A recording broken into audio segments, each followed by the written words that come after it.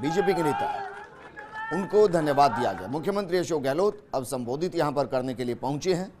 हमारे यहाँ उपस्थित वरिष्ठ नेता पूर्व केंद्रीय मंत्री आदरणीय चंद्रेश कुमार जी, हमारे स्वास्थ्य मंत्री और चुनाव के कैंपेन कमेटी के चेयरमैन भाई रघु शर्मा जी, मंत्री राज्य मंत्री सालिम मोहम्मद जी, नौड के विधायक भाई कृष्णाराम जी विधायक, आपके लोकप्रिय उम्मीदवार वैभव गहलोत जी, यहाँ उपस्थित रामेश्वर राजेश जी, राजेश सोलंकी जी, सुनील परियार जी, डॉक्टर अयूब साहब, हीराराम मिश्रा साहब, ओम जोशी जी, महेश व्यास जी, मोहम्मद जी बिश्नोई, मौलवी रहमतुल्लाह साहब, गोपाल जी व्यास, ब्लॉक अध्यक्ष फलूदी, महबूब जी ब्लॉक अध्यक्ष बाप, हीरालाल मेघवाल साहब, मोहम्मद आमदीन जी, KR मेघवाल जी, जगदीश जी पालीवाल,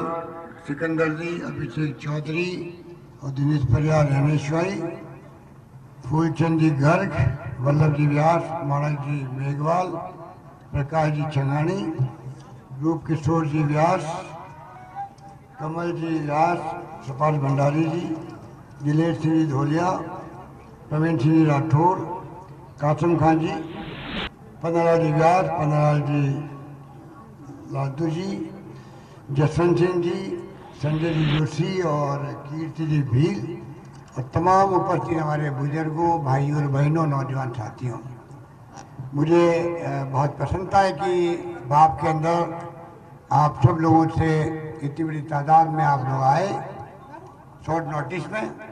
कल ही प्रोग्राम बना अचानक ही, और मुझे खुशी है कि अभी जम्बू जी महाराज के वहाँ पे हम लोग गए थे मेले के अंदर, और जो माहौल मैंने देखा और जो मैं यहाँ देख रहा हूँ आप सबको, उससे मैं बहुत अभिभूत हूँ, क्योंकि मेरी शुरुआत खुद की भी आपके आशीर्वाद से हुई थी। 38 साल पहले जब मैं पहली बार MP बना, उसके पहले जब पुष्पेंद्र बिश्नोई जी ने चुनाव लड़ा 77 में, तब मैं पहली बार फुलोजी उनके गांव में गया था, बाप के गांव में। तो 40 साल से अधिक हो गया रिश्ता, जिस रूप में मुझे यहाँ से प्यार मिला, आशीर्वाद मिला, सहयोग मिला, समर्थन मिला और विश्वास रखा आपने, तो जोधपुर वासियों को, फलोदी को, भाप के लोग मैं कैसे भूल सकता हूँ। मैं 5 बार MP बना यहाँ से, 3 बार मैं केंद्रीय मंत्री बना, इंदिरा गांधी जी के साथ में, राजीव गांधी जी के साथ में, नरसिम्हा राव के साथ में, 3 बार मैं प्रदेश कांग्रेस अध्यक्ष बना और 2 बार बना मैं AICC का महामंत्री, सोनिया गांधी जी के साथ में और राहुल गांधी जी के साथ में, और तीसरी बार आपके आशीर्वाद से मुझे राजस्थान के प्रथम सेवक मुख्यमंत्री के रूप में आने का सौभाग्य मिला। तो मैं जहाँ भी जाता हूँ, चाहे दिल्ली हो चाहे वो जयपुर हो, मैं कहता हूँ मैं जोधपुर वासियों को नहीं भूल सकता, जिनके कारण से मैं आज आपके सामने खड़ा हूँ, दिल्ली में या जयपुर में। अगर मुझे वो नहीं भेजते, वो प्यार नहीं रखते, विश्वास नहीं रखते लंबे समय तक, तो शायद मैं यहाँ नहीं पहुँचता। और मैं ये भी कहना चाहूँगा आपको, जिस प्रकार से मैं गांव गांव घूमता था, आप में से कोई नई पीढ़ी के लोग हैं उनको कम मालूम है, पुराने आपके पिताजी, आपके दादाजी को मालूम है कि एक एक गांव, बालू टेकरा हो या चाकू चिमानो हो, घंटियाली हो, एक एक गांव में जाता था। अकाल सूखा पड़ते रहते थे, अब तो यहाँ सैकड़ों ट्यूबवेल खुद गए हैं। उस वक्त एक ट्यूबवेल नहीं था, पानी नहीं था। अकाल सूखा तो घर के मेंबर की तरह था। क्या तकलीफ होती थी, लोग मांगते थे अपने लिख करके हमें काम खोलो हमारे यहाँ। हम लोग जाते थे हर कैंप में कि मजदूरी मिली कि नहीं मिली, टाइम पे मजदूरी कम तो नहीं मिली, पीने के पानी का मनुष्य के साथ में डांडों के लिए जरूरत है, क्या स्थिति है, गायों के कैंप खुले कि नहीं खुले, एक एक चीज, दवाइयों का प्रबंधन है कि नहीं है कैंपों पर, लोग के थपेड़े चल रहे हैं, आप लोग मजदूरी कर रहे हैं, वो टाइम ही देखा। पर मैं कह सकता हूँ आपको, हालांकि इंदिरा गांधी ने, सोनिया गांधी जी ने और मनमोहन सिंह जी ने जिस प्रकार से नरेगा की योजना लागू करी, आर्थिक हालात बदले हमारे, 100 दिन की रोजगार की गारंटी मिल गई, कानून बना करके, जो शिक्षा का अधिकार मिला, 2 रुपए किलो गेहूं की गारंटी मिली, पार्लियामेंट कानून बन गया है। अधिकार आधारित युग की शुरुआत करी है डॉक्टर मनमोहन सिंह जी ने और सोनिया गांधी जी ने। एक लंबी कहानी है, सूचना का अधिकार दिया। पर जिस प्रकार से मैं कहना जो चाहता हूँ आपको, मैं गांव में घूमता था, दिल्ली से उतरा, जोधपुर घर गया, सुबह 8 बजे खाना खाया। ये राजू सोलंकी जी, रामेश दादी जी सब बैठे हुए हैं मेरे साथ में। हम लोग सब गांव में घूमते थे, कैंपों में जाते थे। और ओम जोशी जी बैठे हुए हैं, कई नेता, दामोदर थानवी जी हमारे बीच में रहे, लंबी हीराराम जी विश्नोई साहब है, पूरी टीम है हमारी यहाँ पर। ये सब लोग मेरे साथ चलते थे और उसके कारण से मैं कह सकता हूँ आपको कि मुझे जो सीखने को मिला कि गांव में क्या तकलीफ होती है, सड़कों की, पानी की, बिजली की, शिक्षा की, स्वास्थ्य सेवाओं की, क्या तकलीफ में रहते हैं ढाणियों में। गांव तो नाम के रह गए हैं, लोग ढाणियों बन गए हैं, खेतों के अंदर। जब मैं मुख्यमंत्री बना तो ये जो मैं यहाँ से सीख के गया, एक ट्रेनिंग करके गया, वो जब मेरी कलम मेरे हाथ में आई तो मुझे राजस्थान भर में गरीबों का, किसानों का, गांव वालों का भला करने में आसानी रही, ये मैं कह सकता हूँ दावा के। क्योंकि पूरे राजस्थान का नक्शा, जोधपुर जिले में अगर कोई देख ले गांव की तकलीफें, तो पूरे राजस्थान में अलग से आराम से शासन कर सकता है। क्योंकि सबसे स्थितियाँ जैसलमेर, बाड़मेर, जोधपुर, पोखरण, इन इलाकों में रहती आई है। बीकानेर हमारे पड़ोस के अंदर भी है।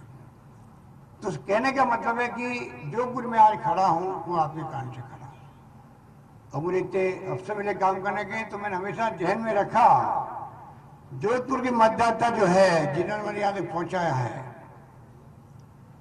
कोई काम ऐसा नहीं कर बैठूं देश के अंदर, प्रदेश के अंदर, जिससे मेरे जोधपुर वासियों को नीचा देखना पड़े। ये मेरे जहन में, दिल में हमेशा रहा।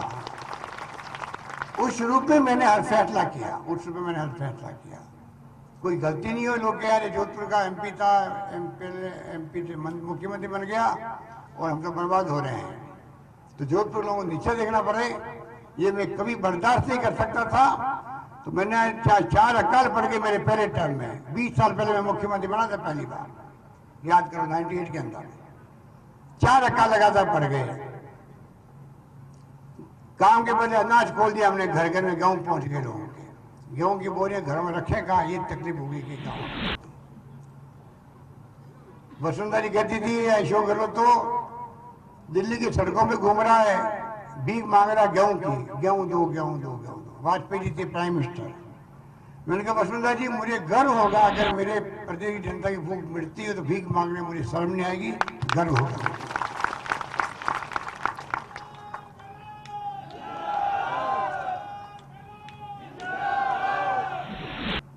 वो कहती थी कि लोग भूख से मरेंगे। मैंने कहा जी जवान मत निकालो, हमने गांव में गेहूं की बोरियां रखवा दी है। सरकारी कर्मचारियों को पाबंद कर दिया कि आप ध्यान रखो, गांव में कोई संकोच में गेहूं नहीं मांगे तो गेहूं पहुंच जाना चाहिए उसके घर के अंदर। इतना शानदार प्रबंधन किया, पूरा देश के लोग उसको याद करते हैं आज भी। और मैंने कहा वसुंधरा जी भूख से मरने की बात छोड़ो, मेरे मुख्यमंत्री काल में एक आदमी भूखा नहीं सोने दूंगा, ये मेरा संकल्प है, वो मैं करके दिखाया। इस रूप में मैंने पूरे प्रदेशवासियों की सेवा करी, पर श्रेय जाता आपको, क्योंकि आपके कारण से मैं वहां तक पहुंचा था। मुख्यमंत्री बनना, कलम चलाना, तो आप सोच सकते हो कि ये मेरी सोच थी, उससे मुझे कामयाब किया। और यही कारण था इस बार चुनाव के अंदर, जिस प्रकार पूरे राजस्थान के गांव ने, जोधपुर के अलावा भी, जोधपुर तो गांव और थे ही थे आप लोग, तो राजस्थान की जनता ने पुकार की कि अशोक गहलोत जी मुख्यमंत्री बनना चाहिए इस बार। तो पिछली बार तो सरकार चली गई हमारी, मोदी जी का तूफान चला, हवा चली, पता नहीं तारे तोड़ के ले आएगा, जमीन पे इतना काम करेगा, पता नहीं क्या मोदी जी कर देंगे। हम 21 पे आ गए, झूठे वादे किए 15 लाख नौकरी दे देंगे और पता नहीं क्या क्या कर देंगे, काला धन लेके आएंगे, महंगाई कम कर देंगे, 2 करोड़ नौजवानों को नौकरी मिलेगी। ये सब वादे धरे रह गए मोदी जी के। अब तो याद ही नहीं करते वादों, अब तो राष्ट्र प्रेम की बात करते हैं। जब हम तो राष्ट्र प्रेमी है ही नहीं है, बैठे हो, खाली मोदी जी अमित शाह जी राष्ट्रप्रेमी है। जब बीजेपी के झंडा लगा के बैठते मीटिंग करके, वो राष्ट्रप्रेमी है, हम राजभक्त नहीं है, वो राजभक्त है। राजभक्त बनने के लिए बीजेपी जाना जरूरी हो गया उनके लिए। ये माहौल बना गया, घृणा का माहौल, नफरत का माहौल, डर का माहौल, घृणा का माहौल आज देश के अंदर है। लोकतंत्र में इससे बुरे दिन कभी आ नहीं सकते जो आज मोदी जी की राज में देशवासी भुगत रहे हैं, ये मैं कह सकता हूँ। शहर के लोग डरे हुए हैं, व्यापारी हो, चाहे वो व्यापारी के बड़े व्यापारी हो, चाहे वो इंडस्ट्रियलिस्ट छोटे बड़े हो, सब डरे हुए हैं। पता नहीं मोदी जी वापस आए तो क्या होगा। और मैं कहता हूँ मोदी जी वापस आ गया, आगे चुनाव भी होंगे कि नहीं होंगे कोई गारंटी नहीं है। आज आपको अधिकार दिया, कांग्रेस ने दिया है। आप माई बाप हो, जिसको चाहते हो वो एमएलए बनता है, एमपी बनता है, मुख्यमंत्री प्रधानमंत्री बनता है।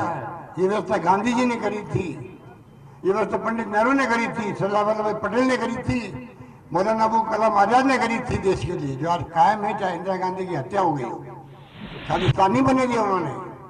आतंकवाद उस वक्त भी था, अलग होना चाहता था पाकिस्तान, कार्रवाई करी वहां पर, खुद की जान चली गई, गोली चल गई उनके ऊपर, 35 गोले चल के सीना छलनी हो गया एक महिला। तो देश को एक बार अखंड रखा वो पार्टी, कांग्रेस पार्टी। राजीव गांधी शहीद हो गए, ये क्या मुकाबला करेंगे हमसे। लोकतंत्र का मुखौटा पहन के, झूठ बोल के, झूठे वादे करके अच्छे दिन आएंगे, 15 लाख रुपए खाते में आएंगे, करते करते सत्ता में आ गए। अब जवाब देते नहीं बनता इनका। अब ये इधर उधर की बात करते हैं, कभी धर्म की बात करते हैं। इनको मंदिर याद आता है, चुनाव के वक्त में याद आता मंदिर। पहले गौ माता में याद आती थी, चुनाव आती थी, वो लोग हैं। अब राजभक्त की बात करते हैं। अरे भाई, राजभक्त तो हर व्यक्ति है देश का। आपके दम कम है तो आप बात करो हमारी उपलब्धियां ये थी, ये वादे पूरे हमने किए हैं, आगे हम ये वादे करना चाहते हैं, उस पर बात नहीं करें। राहुल गांधी कहते हैं हमारी कोई अदावत नहीं इतनी से, ना हम चाहते हैं कोई दुश्मनी किसी से, प्रेम से, भाईचारे से राजनीति हो। हर बड़ी पार्टी अपनी नीति बताए, कार्यक्रम बताए, जनता की भलाई में क्या करना चाहते हो, विकास की क्या योजनाएं आपकी है, कैसे देश आगे बढ़ेगा, प्रदेश आगे बढ़ेगा। अपनी अपनी बात सब कहो, फिर माई बाप जो है जनता, वो फैसला करेगी किसको वोट देना है। ये इश्यू बेस्ड राजनीति होती है, मुद्दा आधारित राजनीति होती है, वो नहीं की जा रही है। ये खतरनाक बात है, इनको सहन नहीं होता इनकी आलोचना। कांग्रेस के शासन में आप एमएलए को आलोचना करो, एमपी की करो, मुख्यमंत्री करो, मंत्री करो, प्रधानमंत्री करो, कोई पूछने वाला आपको नहीं, क्योंकि आपका अधिकार होता है लोकतंत्र में। और ये लोग, आप प्रधानमंत्री की आलोचना कर दो, सरकार की आलोचना कर दो, आप देशद्रोही बन जाते हो, मुकम्मल दर्ज हो जाता है। ये मामला हमने पहले कभी नहीं देखा। तो मैं कहना चाहूंगा कि जोधपुर का रिश्ता तो जिंदगी भर रहेगा, अंतिम सांस तक आपके साथ रिश्ता रहेगा हमारा, अंतिम सांस। चाहे मैं किसी पद पर पहुंच जाऊं संगठन में, जब मुख्यमंत्री बना हुआ हूं, दिमाग में रखो जोधपुर मेरे दिल में बसा हुआ है। जोधपुर मत जाता हूँ, कारण नहीं मुझे जिंदगी में 40 साल से ज्यादा हो गया है सेवा करते हुए। और मैंने कहा इस बार पूरे राजस्थान पुकार रहा था, और राहुल गांधी ने, सोनिया जी ने उनकी भावना का आदर किया, और मुझे मुख्यमंत्री बनने का वापस तीसरी बार मौका मिला। तीसरी बार मुख्यमंत्री बनने की मेरी जिम्मेदारी बढ़ जाती है। अब मैं और ज्यादा क्या काम करके दिखाऊं लोगों को। और मैं आपको कहना चाहूंगा, निश्चित रहो, आपके अनुभव मेरे काम आएंगे, कोई कमी नहीं रहेगी। राजस्थान में जो कुछ मेरे संभव होगा, गरीब हो, पिछड़ा हो, दलित हो, आदिवासी हो, किसी कौम में गरीब हो, मेरी कलम चलेगी तो गरीब के लिए चलेगी, विकास के लिए चलेगी, मैं कह सकता हूँ।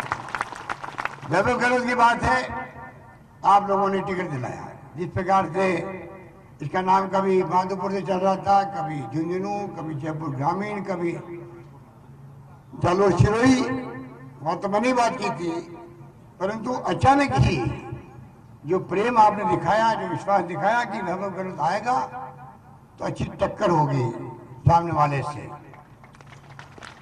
और माहौल ऐसा बना जोधपुर के अंदर कि हाईकमान को फिर जोधपुर में टिकट देना पड़ेगा। ये सब आपकी कृपा से, आपके आशीर्वाद से संभव हुआ, मुझे मेहर इस बात का साथ। इसलिए मैं क्या कहूँ उनके बारे में, 15 साल 17 साल से काम कर रहा है यूथ कांग्रेस में। पहले मौके आए थे तो मैंने रोक दिया 2-3 बार, मैं मुख्यमंत्री हूँ, रुक जाओ। बाद में पिछली बार चुनाव हार गया मैं खुद, अभी 5 साल पहले, तब मैंने सोनिया जी को कह दिया आप जानो रब घरों जाना, अब मुझे कोई दिक्कत तो नहीं है, टिकट दे, पार्टी टिकट दे। और अब मैं कहना चाहूंगा आपको, जब आपसे रिश्ता मेरा 40 साल का है तो मैं आपको क्या कहूँ, रब घरों आपका बेटा भी है, आपका कई बुजुर्ग का पोता भी हो गया, किसी का भाई है, किसी का भतीजा है, आप जानो रब घरों जाने, ये मैं कहना चाहूँ। और रिश्ते ही जो काम आते हैं जिंदगी के अंदर, जो काम पैसा नहीं कर सकता है वो काम रिश्ते करते हैं। आपने अनुभव जिंदगी में किया होगा, रिश्ते रिश्ते होते हैं, तो रिश्ते आपने निभाए मुझसे। 40 साल के बाद में भी मैंने कहा आपको, मैंने कोई काम ऐसा नहीं किया है पूरे देश के अंदर, चिंता रखी कि कहीं ऐसा गलत काम नहीं कर बैठूं कि मैं बदनाम हो जाऊं तो जोधपुरवासी बदनाम होंगे कि जोधपुर का नुमाइंदे ने ये बेईमानी करी है, इस रूप में मैंने राजनीति करी है। और यही कारण है आज मैं जाति और पार्टी और धर्म सबको साथ लेकर मैं चलता हूँ, इसलिए मैंने अकेला हूँ जाति के नाम से। 100 विधायकों में मैं खुद अकेला हूँ, शनि समाज का, माली समाज का, फिर भी आपके आशीर्वाद से मुझे मुख्यमंत्री बनाया जा रहा है। अकेला हूँ मैं 100 में से। मैं चाहूंगा राजनीति में आने वाले लोग चाहे कोई हो, चाहे गलत क्यों नहीं हो, वो चाहिए 36 कौम को साथ लेके चले और गरीब के साथ हमेशा खड़ा मिले।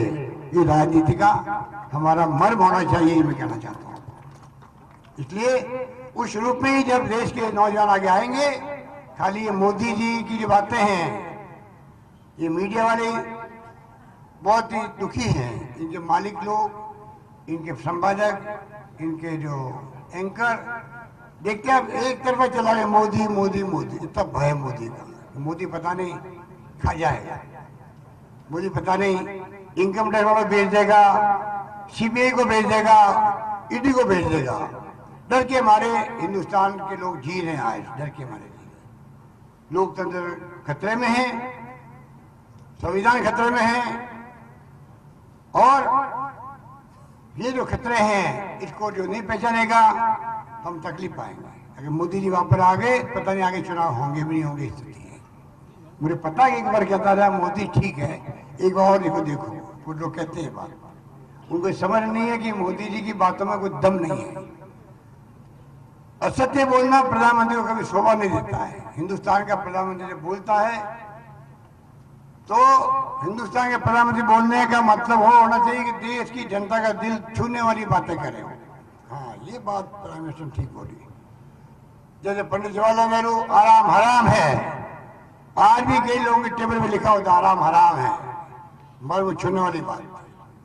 लाल बहादुर शास्त्री जय जवान जय किसान, सोमवार को उपवास सबको, क्यों गेहूं की कमी हमारे यहाँ, गेहूं की कमी थी वो जमाने का। इंदिरा गांधी ने बाद में हरित क्रांति करी और किसानों के बलबूते पर आज हम आत्मनिर्भर बन गए।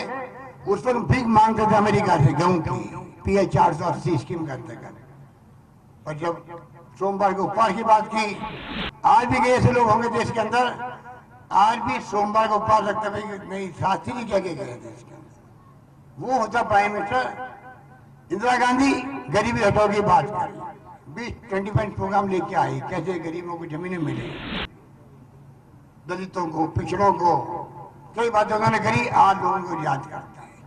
राजीव गांधी ने कहा था 21st सेंचुरी में मैं देश को ले जाऊंगा। आज आपके हाथ में मोबाइल है, वो राजीव गांधी के सोच का परिणाम है। कंप्यूटर आ गए, रेलवे पर लाइन लगती थी टिकट के लिए, लेने के लिए कितने घंटे खराब होते थे, अब तो कंप्यूटर में के टिकट मिलते हैं, आप घर बैठे टिकट ले सकते हैं। पर प्राइम मिनिस्टर की अपनी सोच रही है देश के अंदर। नरसिंह में उदारीकरण की शुरुआत होगी, डॉक्टर मनमोहन सिंह जी ने कर दी। आज ये बड़ी चौड़ी सड़कें बन रही है, बड़े बड़े प्रोजेक्ट बन रहे हैं, क्योंकि उदारीकरण के बाद में खुलापन आ गया देश की इकोनॉमी के अंदर। तो मैं कहना चाहूंगा मोदी जी, आप कहते हो कांग्रेस ने क्या किया 70 साल में। कांग्रेस का जो कायम रहा है लोकतंत्र, पाकिस्तान की तरह यहाँ सैनिकों का शासन नहीं हुआ, इस कारण से आप प्राइम मिनिस्टर बन पाए हो। कौन आपको प्राइम मिनिस्टर बनाना चाहिए? कांग्रेस की देन है। आप किस मुंह से कहते हो कांग्रेस ने क्या किया? जो सुई नहीं बनती थी, बिजली क्या होती समझते नहीं थे लोग आजादी के वक्त में। आज क्या नहीं थी इसके अंदर, उपकरण छोड़े जा रहे हैं। तो क्या 5 साल की उपलब्धि है? आपके पड़ोस में परमाणु बम का विस्फोट किया इंदिरा गांधी ने पोखरण के अंदर 35-40 साल पहले। कभी मोदी जी के मुंह से निकला इंदिरा गांधी ने परमाणु विस्फोट किया, इंदिरा गांधी ने बांग्लादेश को आजाद करवाया, इंदिरा गांधी जान देती अपनी, खालिस्तान नहीं बने दिया? कभी कहा उन्होंने? कभी नहीं कहा। खाली गुमराह करने का वो काम करते, दिल को छूने वाली बात नहीं करते, दिल को दुखाने वाली बात करते हैं। प्राइम मिनिस्टर नरेंद्र मोदी जी बोलेंगे, कुछ लोग खुश हो सकते हैं जो मोदी मोदी मोदी बोलते हैं, बाकी जनता खुश नहीं होती है। तो क्या हो रहा है? वो टीवी वाले मैंने कहा बहुत दुखी है। वो एक रवीश कुमार टीवी का है एंकर, एनडीटीवी देखते हैं आप लोग? कोई देखते हैं? हाथ खड़ा करो, कौन देखते हैं? कितने हाथ खड़े हो गए? एनडीटीवी देखा करो। वो बोलता है, एंकर खुद एंकर है, वो कहता है कि हम एंकरों की स्थिति ऐसी होगी दयनीय है, मालिकों की, संपादकों की सच्चाई बता ही नहीं पा रहे हम लोग। और जो परोसते जनता के सामने वो झूठ का पुलिंदा है, तो उसने कहा कि देशवासियों 2 महीने तक टीवी देखना बंद कर दो। वो खुद ही बोलता है कि कहीं गुमराह नहीं हो जाओ वोट देने के लिए। आप सोच सकते हो जिसकी स्थिति ये हो देश में, उस देश में क्या बीतनी होगी, कोई सोच नहीं सकता। कृपा करके मैं इतना ही कहना चाहूंगा, चुनाव 29 तारीख को है। वैभव गहलोत भी आने की कोशिश करेगा, कई गांव में जाएगा, पर सब जगह उम्मीदवार अकेले जा नहीं सकता। चुनाव के पहले जाएगा, चुनाव के बाद में जाएगा, बच जाएंगे वो। पर मेरी तरह ये आप ये रिश्ता निभाएगा, फिरोजी हो चाहे बाप हो, चाहे गांव हो चाहे ढाणी हो, हम हमेशा आपके सुख दुख में साथ खड़े मिलेंगे, ये वादा करना चाहते हैं।